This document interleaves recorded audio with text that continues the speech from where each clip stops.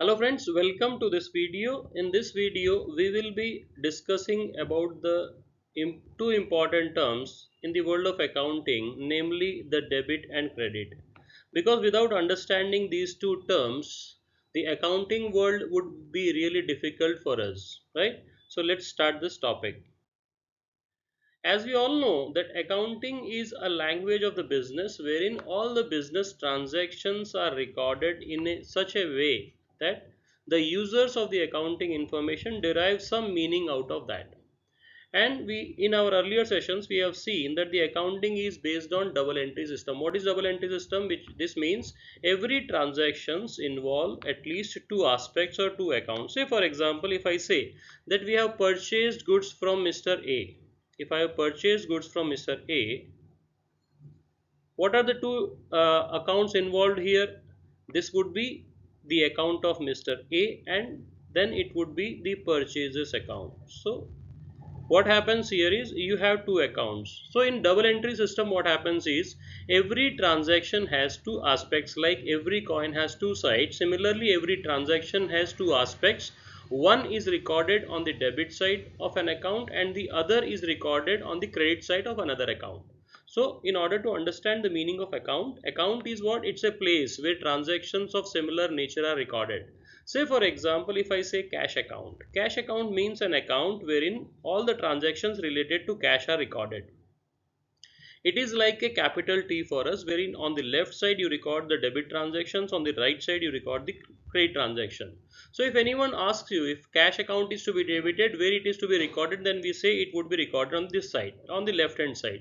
So the left hand side of every account would be representing the debit side and the right hand side would be representing the credit side. Similarly, if you talk about land account or building account or any other account, the left side would always be the debit and right side would always be the credit account.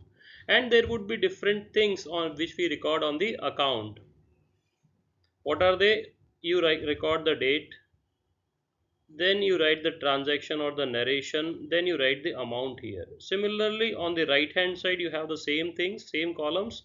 It would be date and then the description or narration and then you have the amount. So every account looks like a capital T, on which wherein on the left hand side you write the debit transactions, on the right side you record the credit transactions, right? So account is a place where transactions of similar nature are recorded. Now if you ask me the meaning of debit and credit, I would say debit and credits are like zeros in maths, which do not have any meaning in itself. They do not have any meaning in itself. But if you attach to its, but if the zero is attached to a number, then you see the magic. Similarly, debit or credit do not have any meaning of themselves. But if they are added to any account, then you derive meaning out of that, right? Let's see how. So the rules of debits and credit could be understood in two ways. The first one would be the traditional approach, which is also called as the golden rules to accounting. Then you have the modern approach, which is also called as the American approach.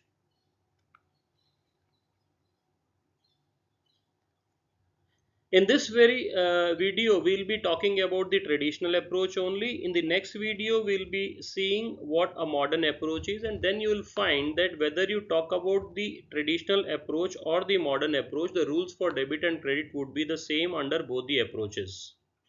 The only thing of difference is how are we going to classify the various accounts, right?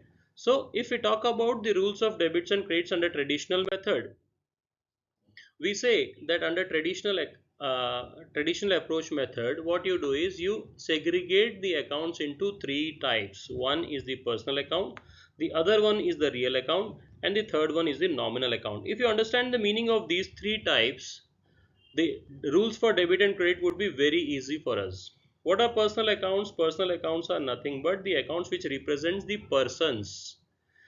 Now what are persons? The persons may be natural person like you and me who die or who take birth due to the nature. You have artificial persons, which means the persons who are created or which are destroyed by the law. And then you have representative personal accounts, wherein They some accounts are representing the person. Say for example, if I talk about this natural personal account, this would be any person. Say for example, Ram, you say Azad, you say Sumit, any account who is a natural person. So the first category of personal account would be natural person, wherein you have accounts like Ram's accounts, Sham's accounts, Azad's accounts, Sunil's accounts, Sumit's accounts, things like that.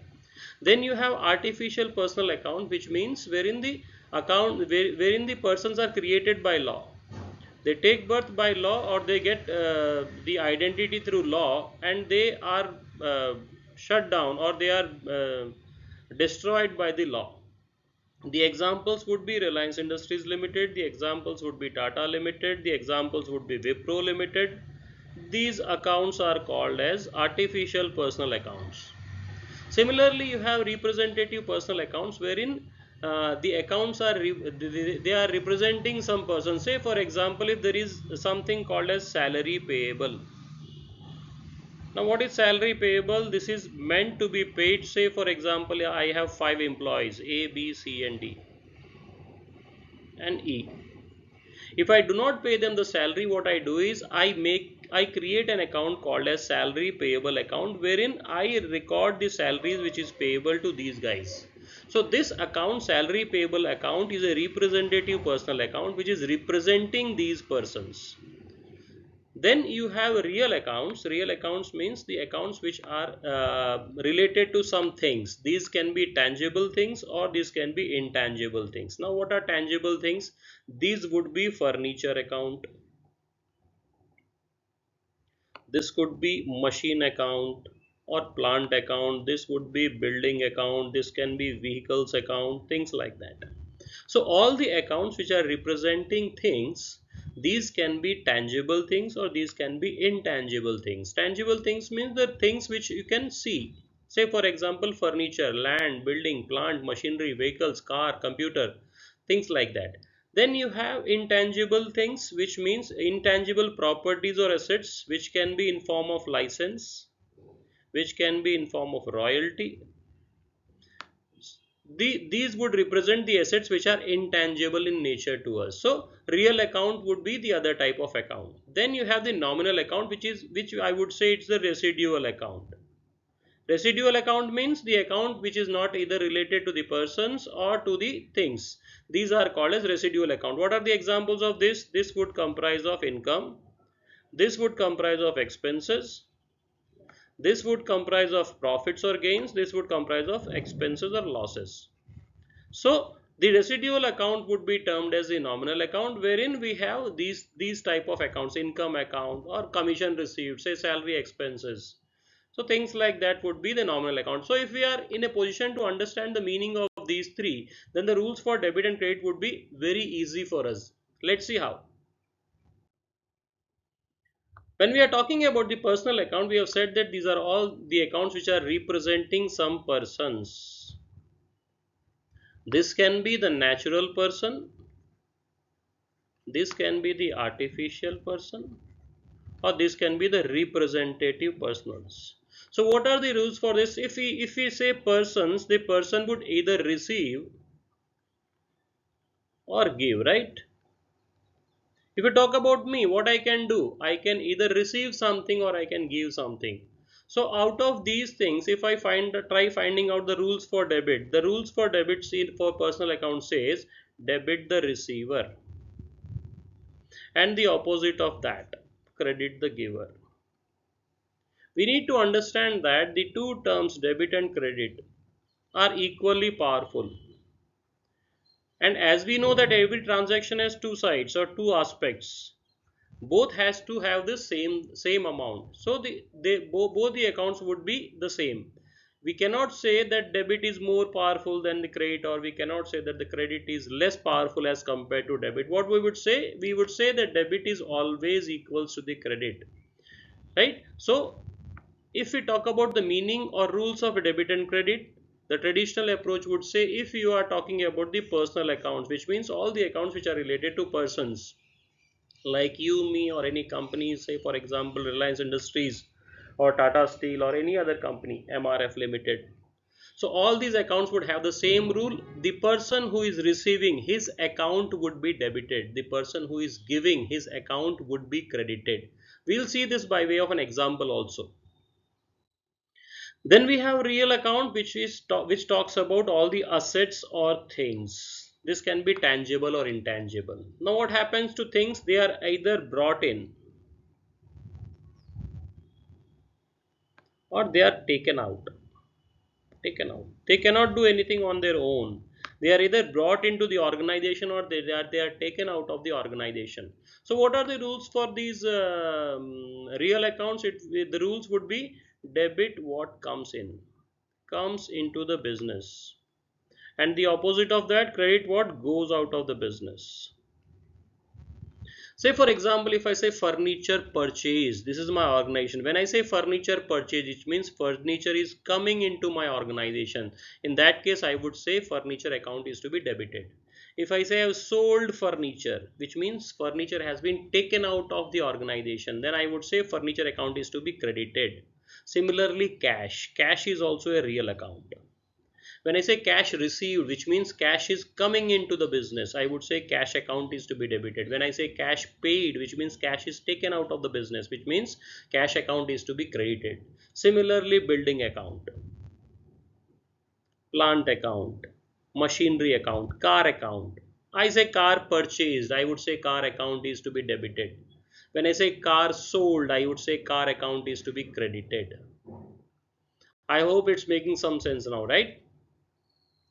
Then talking about the residual account or the nominal account, as we have seen, it comprises of all the incomes and expenses, incomes or expenses, or gains and losses.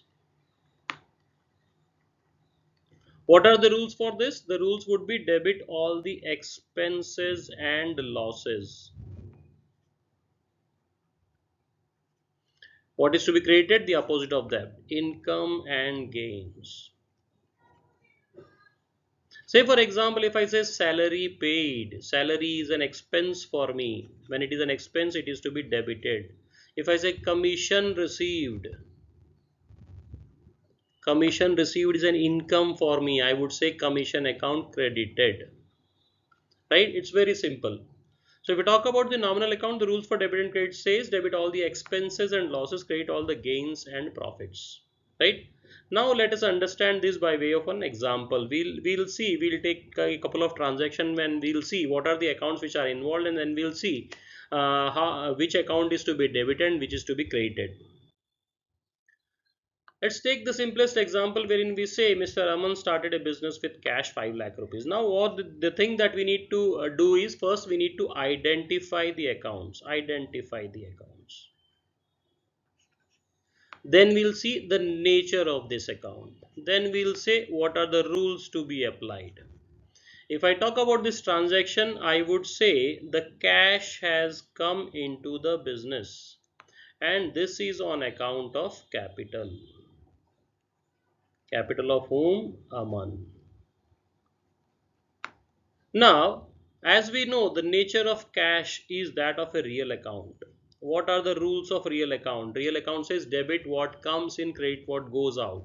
When Aman has started a business, what he has done is, into the business he has put in a cash of 5 lakh rupees. Which means, since we are the accountants of business, we would say in the business 5 lakhs came. So debit what comes in. So this has to be debited, and the other one would automatically be credited. And if we talk about Aman is a person. What are the rules for personal account? It says debit the receiver, credit the giver. Aman has given cash to the business, so his account would be credited. Aman's capital account or Aman's account would be credited. Then I would say the cash account is to be debited and the capital account of Aman is to be credited. Clear? Let's look at another example. Aman has opened a bank account with Axis Bank by depositing 10,000. Now this is a transaction. What are the two accounts which are involved in this? One would be the bank account. The other one would be the cash account. Right? Axis Bank. What is Axis Bank? It's a personal account. Which person? It's an artificial personal account. What are the rules for that? Debit the receiver. Now if amount is deposited in a bank, what is bank is doing? Bank is receiving the money. Then the bank account is to be debited. The other one would automatically be credited. Or if we talk about the cash account, it's having the nature of the real account. What are the rules of real account? Debit what comes in, credit what goes out. The moment when I deposit the cash, this amount is taken out of my business. From business, the cash is going out. Debit what comes in, credit what goes out. So because of that rule, this account would be credited. Clear? Next transaction, say for example, is purchased goods for 10,000 rupees. What are the accounts involved here? It is the purchase account. Then you have the cash account. Because whenever you buy some things, you have goods which are coming in, and then there is a cash which is going out. Right? So if you say cash is going out, which means debit what comes in, credit what goes out. This account is to be credited automatically. This account would be debited. Or if I say purchases are like expenses for me, what are the rules for that? Debit all the expenses and losses, credit all the gains and profits. Or if I say these are goods for me, real account, debit what comes in, credit what goes out. You go by any of the rules, everything would be landing you up in the same fashion, right? So the next transaction, sold goods for 15,000. What happens here? The goods go out, cash comes in. On one hand you have goods, or you call it as sales account. The other one is cash account. Cash is coming into the business, so the cash account is to be debited. Debit the cash account and credit the sales account. Very simple, right? Purchase furniture for 25,000. What are the two accounts involved here? One would be the furniture account, the other one would be the cash account. Furniture account and cash account. Furniture comes in, cash goes out. Debit what comes in, credit what goes out. Very simple. I would say furniture account would be debited, cash account would be credited. Very simple. Purchased goods from Messrs. Jaipur Traders. Now if you need to understand the language of accounting, wherein if some name is given to you, which means this is not done on cash basis, this is done on credit basis. Credit basis means the amount is payable to someone. If it would have mentioned here that purchase goods for 30,000, as we have seen in the last example, wherein name is not mentioned, which means we have paid cash for buying something. Here it says goods purchased from Messrs. Jaipur Traders for rupees 30,000, which means this transaction does not involve any cash. You have purchase on one hand, then you have Jaipur Traders on the other hand. What is Jaipur Traders? It's a personal account, artificial person. Debit the receiver, credit the giver. I am buying goods from Jaipur Traders. So Jaipur Traders is giving me. So credit the giver. Goods are coming in, debit the purchases account. Clear? Sold goods to Sandeep. The same thing which has been repeated in the last slide. It says bought goods from Jaipur Traders. Now it says sold goods to Sandeep, which means this is a credit sale, not a cash sale. Had it been the case wherein it's mentioned sold goods for 10,000, which means there is cash involved there. But if it says goods sold to Sandeep for 10,000, which means it's a credit sale. So the two accounts involved here would be the sales account, and then you have the Sandeep's account. If you sell goods to Sandeep, Sandeep is the receiver, debit the receiver. Automatically the other account would be credited. Or when the goods go out, you say goods account is credited. Or sales is a revenue for you. Right? So you go by any logic. everything would lead you to the same thing, that sales account is to be credited and Sandeep's account is to be debited. Paid salary. What are the transactions involved here? Salary is an expense. So you write salary expense account debit, or sorry, salary expense. Then you pay cash. Paying salary means you are paying cash to someone. So salary being an expense, nominal account. What are the rules for that? Debit all the expenses and losses. Salary being an expense for me, this account is to be debited. This is a real account. The rule for real account says debit what comes in, credit what goes out. Whenever you pay salary, cash goes out of the organization. So this account would be credited.